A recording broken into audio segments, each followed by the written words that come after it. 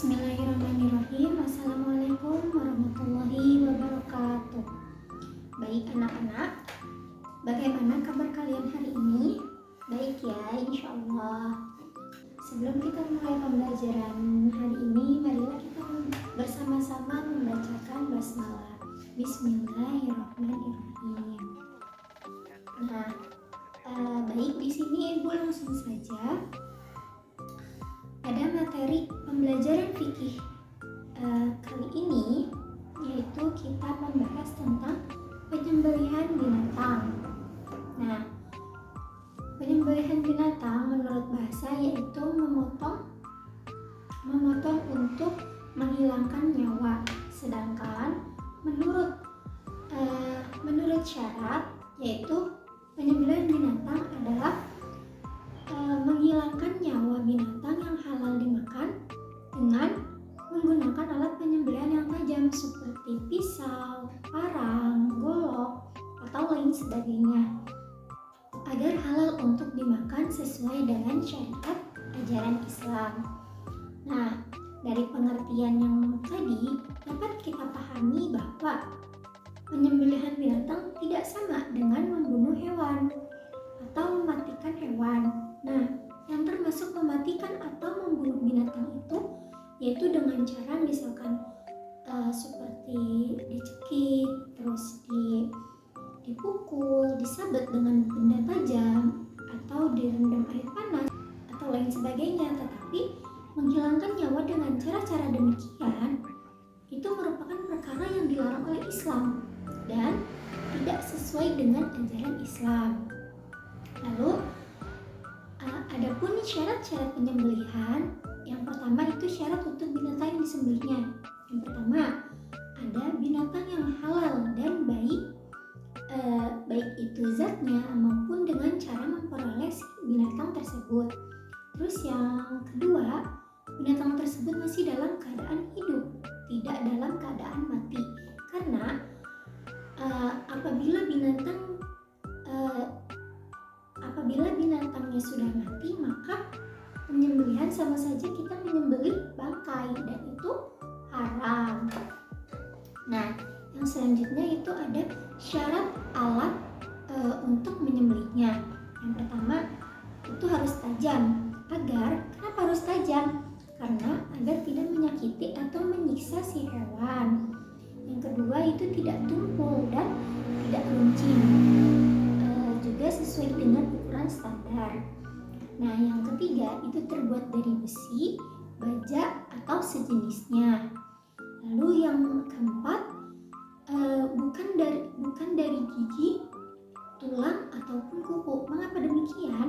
Sebagaimana sabda Rasulullah SAW, ma anharan dama wa dzukira smullahi alaihi faqul laisa sina wa zufra wa sa'ukhbirukum anhu amma sinu fa'azmun wa amma zufru famudal habasyah. Artinya, apa yang bisa menumpahkan darah dengan menyebut nama Allah, maka makanlah, kecuali yang ditumpahkan dengan gigi ataupun kuku. Aku akan ungkapkan pada kalian akan sebabnya. Gigi termasuk tulang, sedangkan kuku adalah pisau bangsa Habasyah. Nah, itu alasan mengapa tidak boleh menggunakan alat seperti gigi, tulang, ataupun kuku. Nah, yang selanjutnya ada syarat orang yang menyembelih binatangnya. Nah, yang pertama tentunya beragama Islam. Sebagaimana Allah Subhanahu wa taala telah berfirman di dalam Quran surat Al-Maidah ayat 5 yang berbunyi, A'udzu billahi minasyaitonir rajim. Bismillahirrahmanirrahim. Al-yawma uhilla lakumut thayyibat wa ta'amul ladzina utul kitaba hillul lakum wa ta'amukum hillul lahum. Artinya, pada hari ini dihalalkan bagimu yang baik-baik, makanan sembelihan orang-orang yang diberi kitab itu halal bagimu dan makanan kamu halal pula bagi mereka. Nah, yang kedua itu syaratnya yaitu menyebut asma Allah, sebagaimana Allah Subhanahu wa taala telah berfirman di dalam Quran surat Al-Baqarah ayat 173 yang berbunyi Bismillahirrahmanirrahim.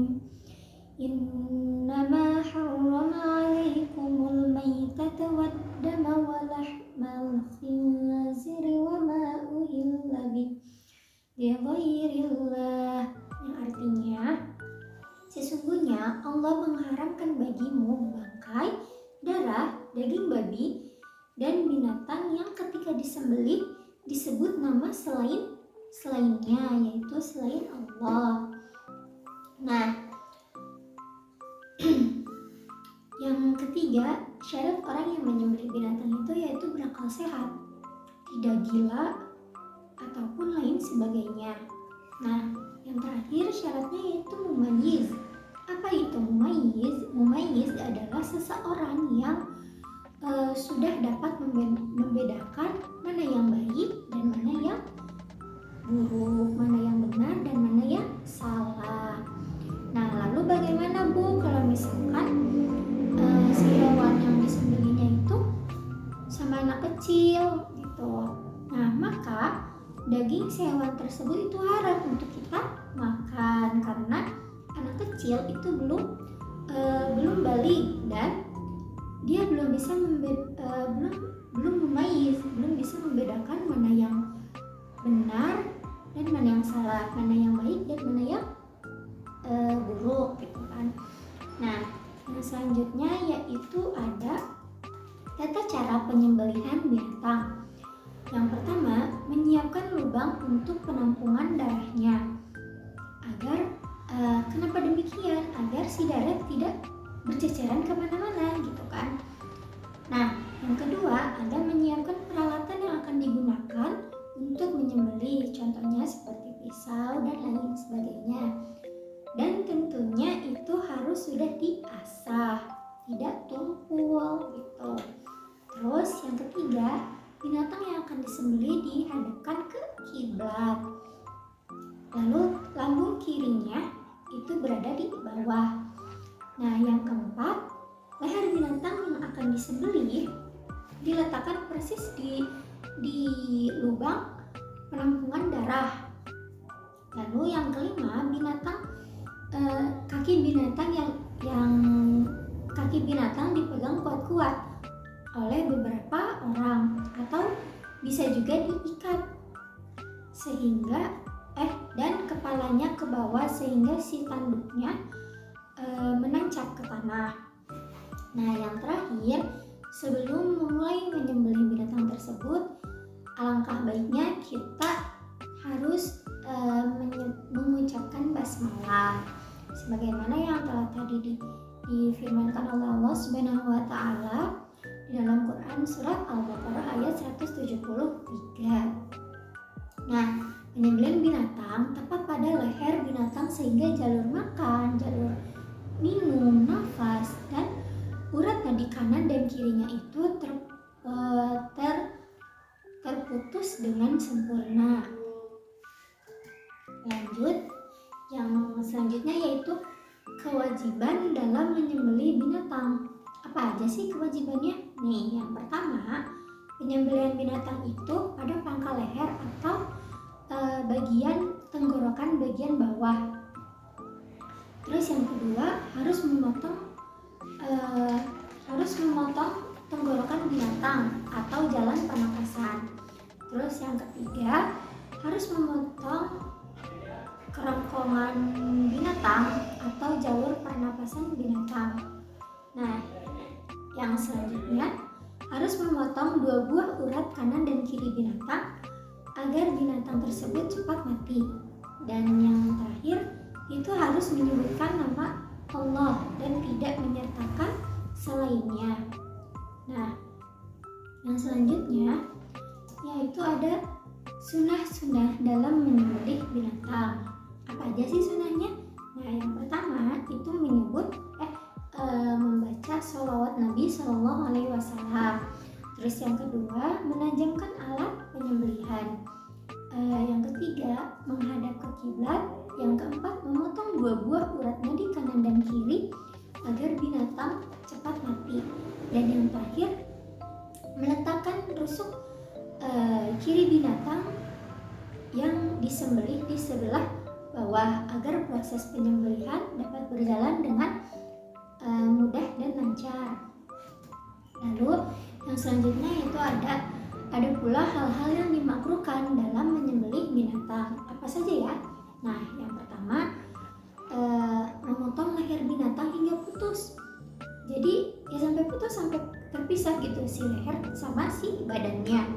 Itu maka nanti hukumnya jadi makruh. Nah, yang selanjutnya menggunakan alat yang tumpul dan tidak tajam dalam penyembelihan. Karena mengapa itu sama saja kita menyiksa.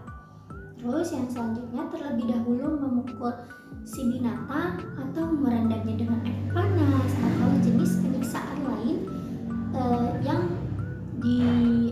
terhadap si binatang yang akan disembelih tersebut.